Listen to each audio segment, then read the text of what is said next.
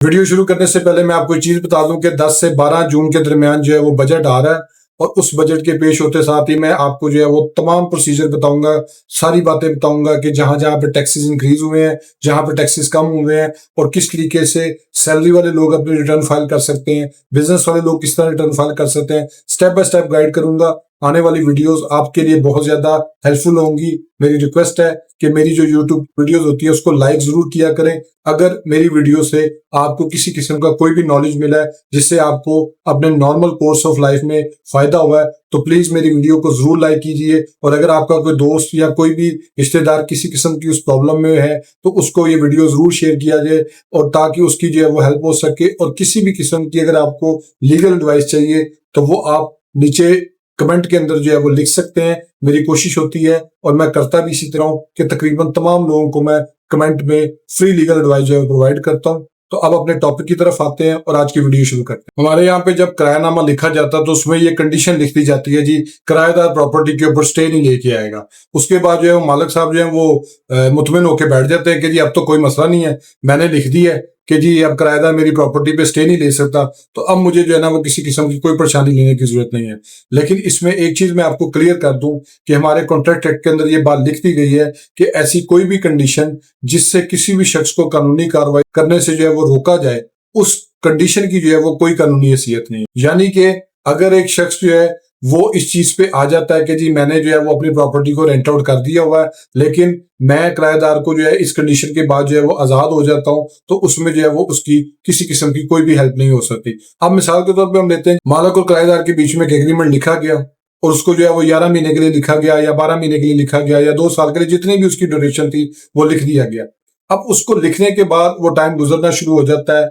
दो कंडीशन इसमें हो सकती है कि मालिक को या तो उस मियाद के खत्म होने से पहले जो है वो जरूरत पड़ जाए और वो किराएदार को नोटिस दे दे जी कि आप अभी जो है ना इसको खाली करें, मुझे जो है ना ये प्रॉपर्टी मेरे लिए चाहिए, तो आप जो है इसको खाली करें। आपका जो बाकी साल 1.5 साल का एग्रीमेंट है वो मैं आपके साथ पूरा नहीं करूंगा, आप मेरी प्रॉपर्टी को फौरी तौर पर खाली कर दे। उस दौरान जो है वो किराएदार स्टे ले लेता है। या दूसरी सूरत ये होती है कि वो किराए का डिफॉल्ट करता जा रहा है और उसके पास जो है वो किराया देने के पैसे नहीं है, लेकिन उसके साथ साथ उसका ये प्रॉब्लम भी चल रहा है कि वो किसी और जगह पे जो है वो जाना नहीं चाह रहा और वो चाह रहा है कि मैं इसी जगह पे अभी को 2 4 6 महीने साल गुजार लूं। उसके बच्चों की तालीम का मसला हो सकता है, कोई भी इशू हो सकता है, उसकी जॉब का मसला हो सकता है कि वो घर के करीब है, अगर उसको शिफ्ट करना पड़ता तो वो दूर हो जाएगी। तो इन सारी चीजों की वजह से जो है ना वो किराएदार जाके क्या करता है, अदालत में केस कर देता है और वो जाके प्रॉपर्टी पे स्टे ले आता है। अब जब वो स्टे लेके आता है तो उसमें अदालत उसको कैटेगोरिकली कह देती है मालिक को जी कि आप इसको जो है वो बेदखल नहीं करेंगे। अब जब इस तरह की सिचुएशन आ जाती है तो मालिक को जो है वो जाके अदालत में बयान दे देना चाहिए कि ठीक है जी मैं इसको किसी इलीगल तरीके से या गैर कानूनी तरीके से या किसी भी हवाले से मैं इसको इस प्रॉपर्टी से बेदखल नहीं करूंगा, लेकिन चूंकि मुझे प्रॉपर्टी के अपने जाती इस्तेमाल के लिए चाहिए तो मैं अपना कानूनी हक जो है वो कानूनी कार्रवाई का वो महफूज रखता हूं। तो अदालत मालिक की ये स्टेटमेंट रिकॉर्ड करने के बाद उसके स्टे ऑर्डर को खारिज कर देगी और उसको जो है ना मालिक को हुक्म दे दिया जाएगा कि आप जो है वो अपनी लीगल कार्रवाई करें, आप किराएदार को पुलिस के जरिए या जबरदस्ती उसको वहां से मत निकालें। अब उसके बाद क्या होता है कि किराएदार को जब वो स्टे उसका खारिज हो जाता है तो जो मालिक के पास ऑप्शन होती है वो ये होती है कि वो रेंट ट्रिब्यूनल जो कि हर शहर में मौजूद है उसके पास, वो बेसिकली सिविल जजेस ही होते हैं जिनको जो है वो हाई कोर्ट ने स्पेशली ऑथराइज किया होता है रेंट के मामलात को, रेंट के मुकदमात को सुनने के लिए। वहां पे जाके वो एक बेदखली की दरखास्त जो है वो दायर करता है। अगेन सिचुएशन वही आ जाती है कि या तो वो इस ग्राउंड के ऊपर करेगा कि मुझे जो है वो अपने जाती इस्तेमाल के लिए चाहिए, या वो इस ग्राउंड पे करेगा कि ये बंदा मुझे किराया नहीं दे रहा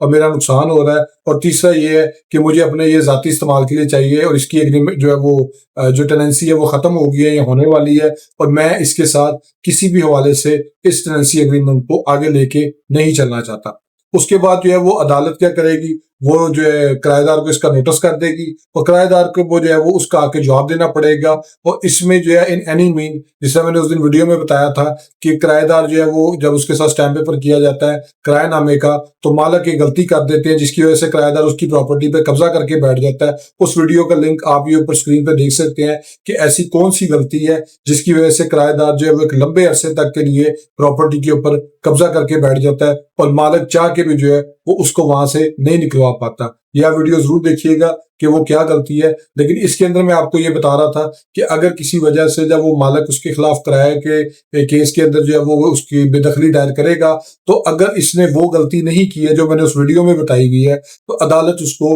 लीव टू कंटेस्ट की स्टेज के ऊपर जो है वो बेदखल करने का हुक्म जारी कर देगी और उसको कहा जाएगा कि अगर उसका कोई आउटस्टैंडिंग किराया है तो वो उस किराए को अदा करे, और अगर उसका जो है वो आउटस्टैंडिंग किराया नहीं है तो फिर उसको हर सूरत में जो है वो बेदखल कर दिया जाएगा और उसको जो है वो टाइम दे दिया जाएगा। 2 माह से लेके 3 माह और कई जगह पे 4 माह का टाइम दिया जाता है अदालत की तरफ से। लेकिन अगर किराएदार उस प्रॉपर्टी को खाली नहीं करता है तो अगेन मालिक को जो है वो एक एग्जीक्यूशन पिटीशन फाइल करनी पड़ती है, जिसको हम इजरा कहते हैं। और इजरा को दायर करने के बाद उसको जो है वो अदालत की तरफ से बैलेंस मुकर्रर करा के बैलेफ के साथ जो है वो जाना पड़ता है और कुफर शिकनी की दरखास्त उस एग्जीक्यूशन के अंदर प्रेयर के अंदर मौजूद होती है। और फिर उसमें बैलेफ जो है वो अदालत के बेआफ के ऊपर मालिक को जो है वो कब्जा लेके देता है। तो इसमें मैंने आज आपको वीडियो में डिटेल में बता दिया है कि अगर किराएदार ये की तरफ से स्टाम्प पेपर में लिख भी दिया जाता है किराएनामे के कि वो किसी किस्म का स्टे नहीं लेगा, तो किसी किस्म की वो अदालती कार्रवाई नहीं करेगा,